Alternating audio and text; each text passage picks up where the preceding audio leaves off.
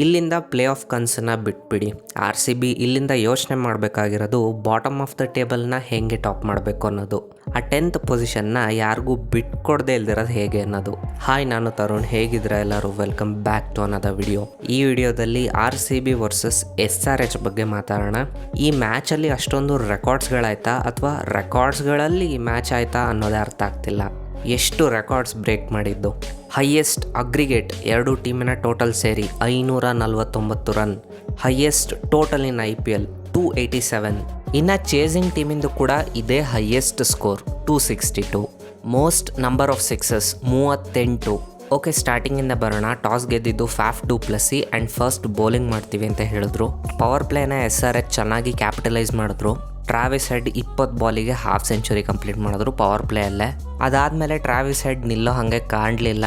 39 ಬಾಲಿಗೆ century ಹೊಡೆದ್ರು, including 8 sixes. And Travis Head became the 4th fastest to score IPL century. Stadium ಯಾವ ರೀಜನ್ನು ಬಿಟ್ಟಿಲ್ಲ, ಎಲ್ಲ ಕಡೆ ಹಾಕಿ ಬೊಟ್ಟಿದ್ರು.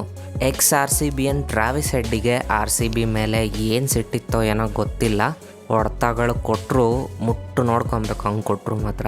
ಅಭಿಷೇಕ್ ಶರ್ಮಾ 34 ರನ್ ಹೊಡೆದ್ರು, ಇನ್ಕ್ಲೂಡಿಂಗ್ 2 ಸಿಕ್ಸಸ್. SRH ಒಳ್ಳೆ ಪವರ್ ಪ್ಲೇಗೆ ಇವರು ಕೂಡ ಕಾಂಟ್ರಿಬ್ಯೂಟ್ ಚೆನ್ನಾಗಿ ಮಾಡಿದ್ರು. 6 ಓವರ್ಸಿಗೆ 76 ರನ್ ಹೊಡೆದಿದ್ರು SRH. ವಿತಿನ್ 8 ಓವರ್ಸೇ 100 ರನ್ಸ್ ಕಂಪ್ಲೀಟ್ ಮಾಡಿದ್ರು SRH.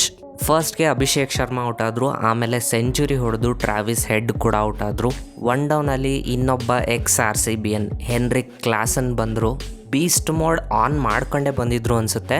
31 ಬಾಲಿಗೆ 67 ರನ್ ಹೊಡೆದ್ರು, including 7 sixes.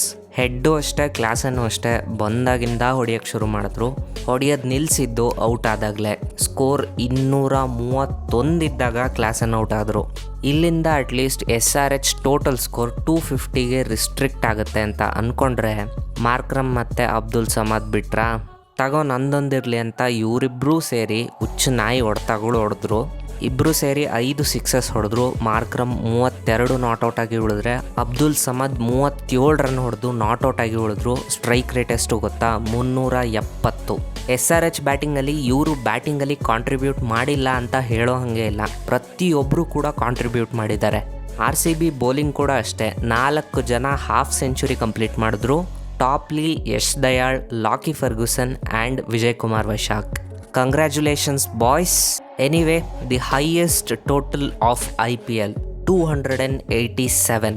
Previous highest 277 SRH ಹೊಡೆದಿದ್ದು. ಅವ್ರ ರೆಕಾರ್ಡನ್ನು ಅವರೇ ಬ್ರೇಕ್ ಮಾಡ್ಕೊಂಡ್ರು. ಈ 287 ಟಾರ್ಗೆಟನ್ನು ಚೇಸ್ ಮಾಡೋದಕ್ಕೆ RCB ಬಂದರು. ನಿಜವಾಗ್ಲೂ ಯಾವುದೇ ಥರದ ಹೋಪ್ಸ್ ಇರಲಿಲ್ಲ. ಅಂಡರ್ 150 ಆಲ್ ಔಟ್ ಆಗ್ತಾರೆ ಅಂತ ಅಂದ್ಕೊಂಡಿದ್ದೆ. ಸೀರಿಯಸ್ಲಿ ಈ ಫೈಟ್ ಬ್ಯಾಕನ್ನು ಎಕ್ಸ್ಪೆಕ್ಟ್ ಮಾಡಿರಲಿಲ್ಲ. RCB batters 200 ಹೊಡೆಯೋದಕ್ಕೆ ಒದ್ದಾಡ್ತಿದ್ರು. 262 ಹೊಡೆದ್ರು, ಅದು ಚೇಸಿಂಗಲ್ಲಿ. ಅಂದರೆ ಅದಕ್ಕೆ ಮೇಯ್ನ್ ಕಾರಣ Faf du Plessis, Virat Kohli ಮತ್ತು ದಿನೇಶ್ ಕಾರ್ತಿಕ್. ಫಾಫ್ ಮತ್ತು ವಿರಾಟ್ ಸ್ಟಾರ್ಟ್ ಚೆನ್ನಾಗಿ ಕೊಟ್ಟರು.